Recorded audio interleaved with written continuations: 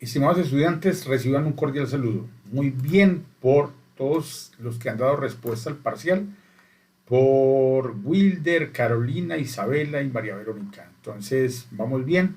Wilder, muy bien por enviar el video, pero tu video no abre. Entonces, te voy a pedir el favor, Wilder, que revises si lo dejaste público. Tú entras a YouTube, entras a tu cuenta, voy a entrar como que si fuese a mi cuenta aquí, y lo que tienes que hacer, Wilder, es entrar acá. Bueno, en este momento estoy con otro usuario. Entrar acá y allí vas a lo que se llama como la herramienta de tu canal para modificar videos y le das público, que quede público para poderlo ver. Listo.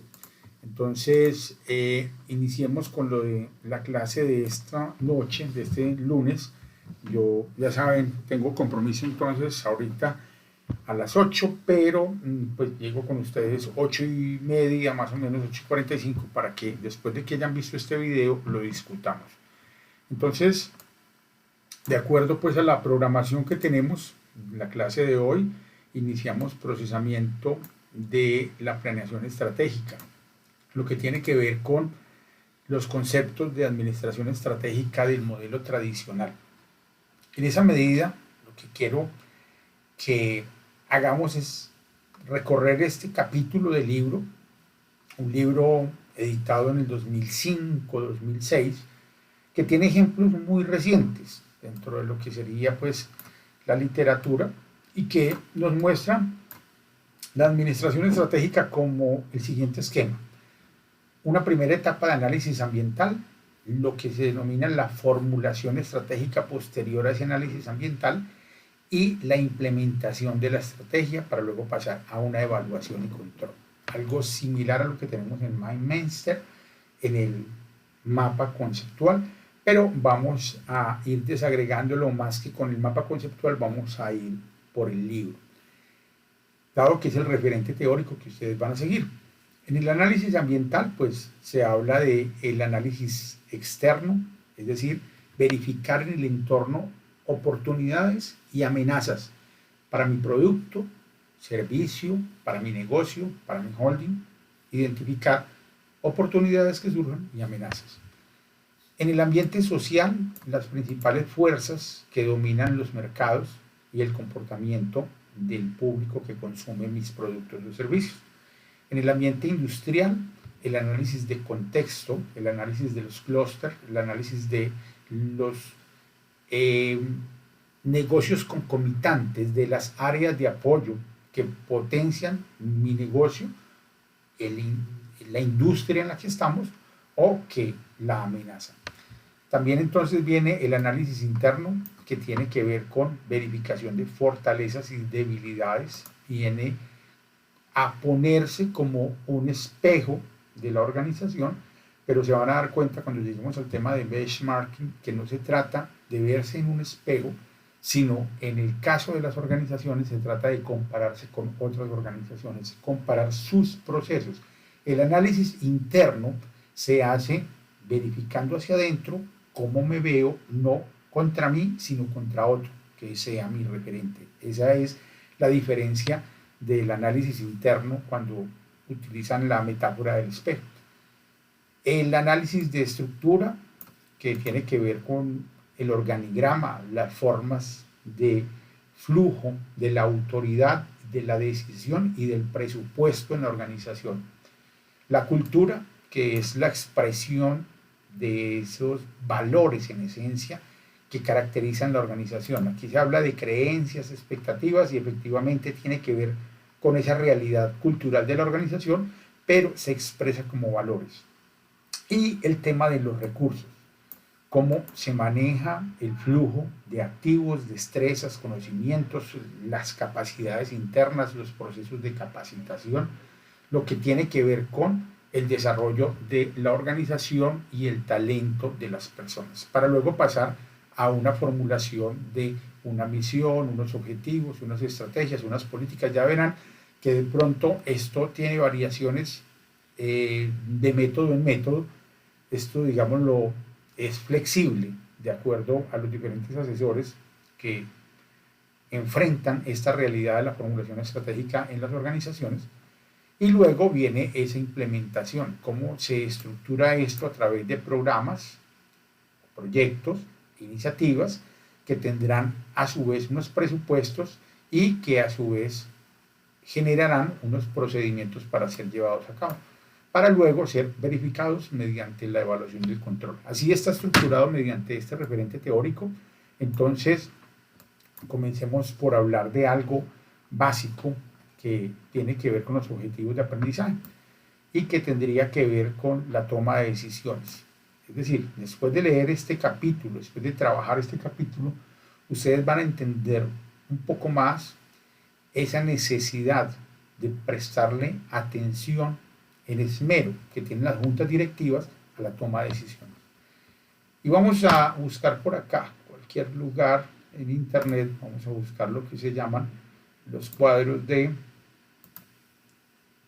Porter. Entonces, Michael Porter habla de algo que se denomina el modelo de las estrategias genéricas. ¿Dónde es que las organizaciones se ubican cuando toman decisiones estratégicas? Y en esa medida vemos que las organizaciones, de acuerdo, hay otro gráfico que es como más interesante, aunque este me parece bueno, pero hay otro gráfico, qué pena, pues aquí, cojamos un gráfico de estos. ¿Qué me gusta de ver? Que en la organización de las ideas, las diferentes formas de estructurarlas gráficamente nos permiten leerlas y entenderlas de manera distinta. Que aquí, por ejemplo, muestran lo mismo que estaban mostrando en el cuadro anterior y de una manera mucho más clara. El liderazgo en costos es una de las estrategias genéricas que utilizan las organizaciones. Digamos lo que en ese momento, cuando Michael Porter publica su artículo en 1978, dice, esto es lo peor que puede hacer una organización, pero es una estrategia genérica. Liderar en costos es hacer más eficiente el proceso productivo hasta quebrar a los demás, porque usted puede ofrecer los mejores precios teniendo un mismo margen de ganancia. Y volverse líder en costos es volverse eficiente cada vez más hasta que los demás se revienten y ya no tengas competencia en el mercado. Esa es una estrategia genérica, pero lo que muestra él es que al final esa estrategia no da ese resultado que esperaban las organizaciones, porque cuando usted se va volviendo más eficiente en el proceso productivo, hay otros que lo siguen y todos se van volviendo más eficientes y resultan sacrificando calidad en el producto, calidad en el servicio por tratar de liderar en costos. Eso es lo primero que hay que resaltar de ese artículo inicial de Michael Porter. Michael Porter dice, hay otra área en la que se pueden enfocar los esfuerzos estratégicos y es la diferenciación.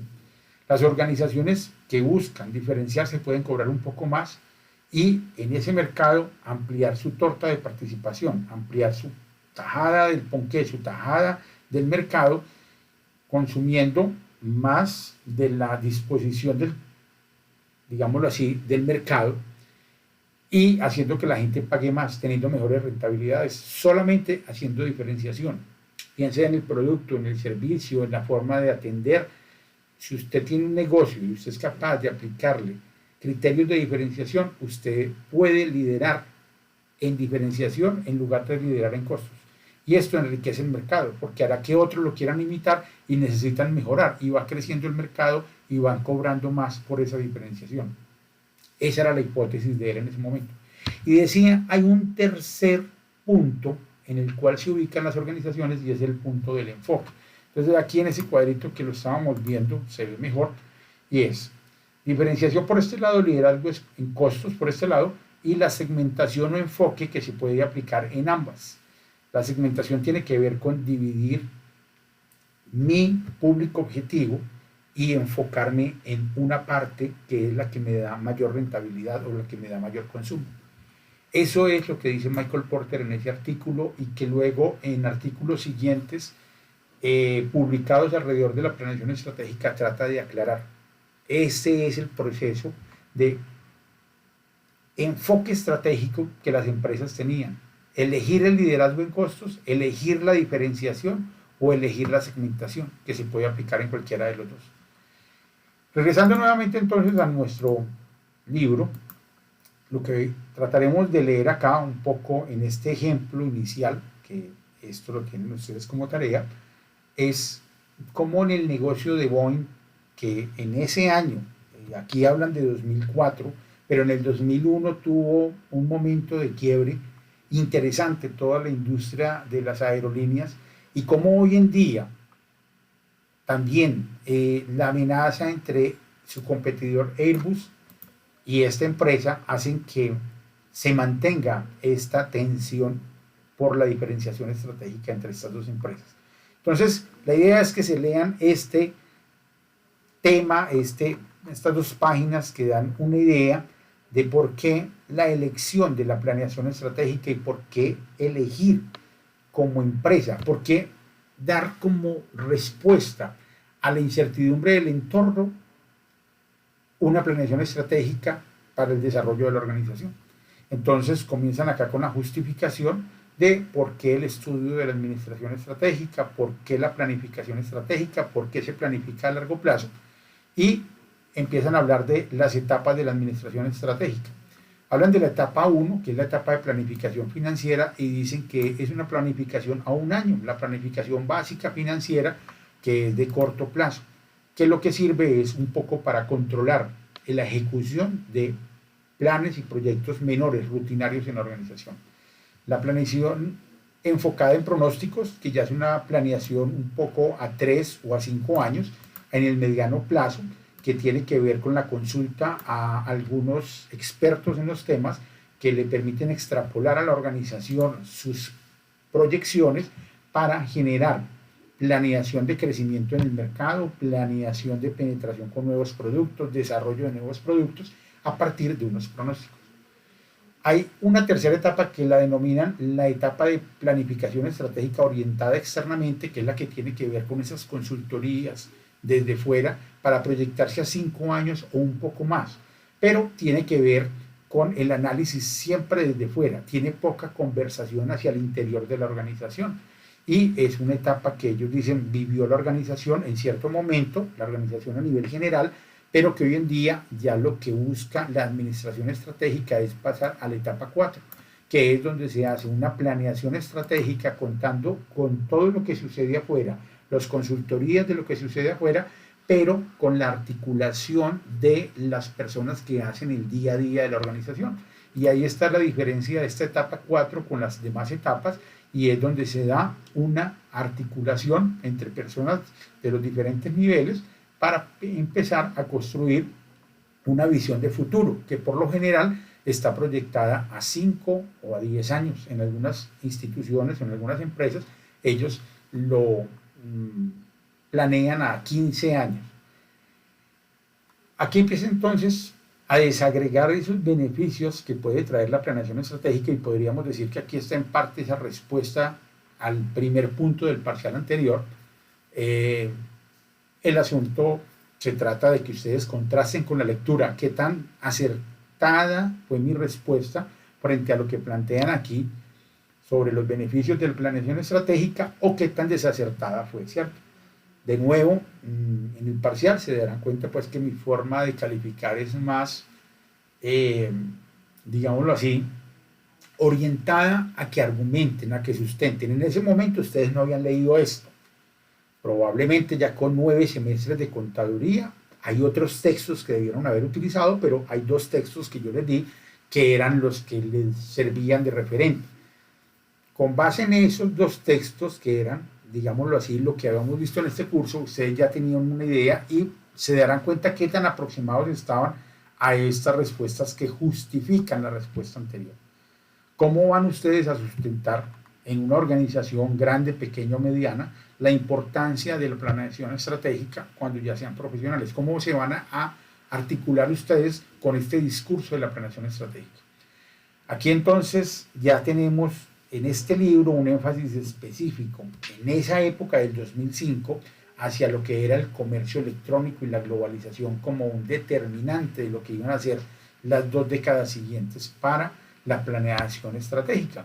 porque digámoslo así que hasta 1995 venía el mundo todavía muy cerrado a nivel de economías, muy desarticulado de la información, pero en el 96-97 aparecen los motores de búsqueda y ya en este libro de 2005 tenemos un fluido discurso que da cuenta de la globalización, sobre todo basada en lo que es el mercado electrónico. En ese momento hablan allí de una manera muy simpática y le hacen un énfasis interesante al correo electrónico. Hacen unas descripciones aquí de lo que son los diferentes tratados de comercio internacional y cómo los países van definiendo una ampliación de fronteras para elegir a sus competidores en ciertos temas y cada uno volverse más competitivo en lo que sabe hacer, aprovechando también los beneficios de otros países.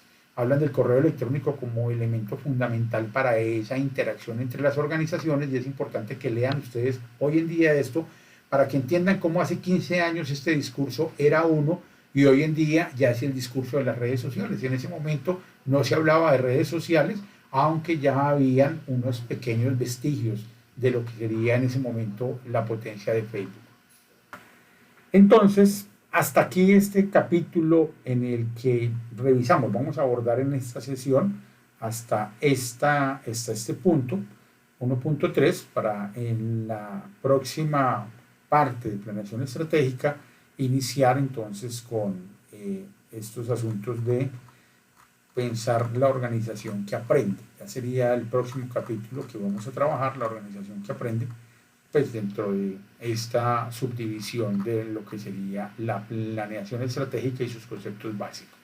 Espero entonces que les vaya muy bien en la lectura de este capítulo. Son 16, 17 minutos acá, que ustedes hagan de lectura otros 20 minutos.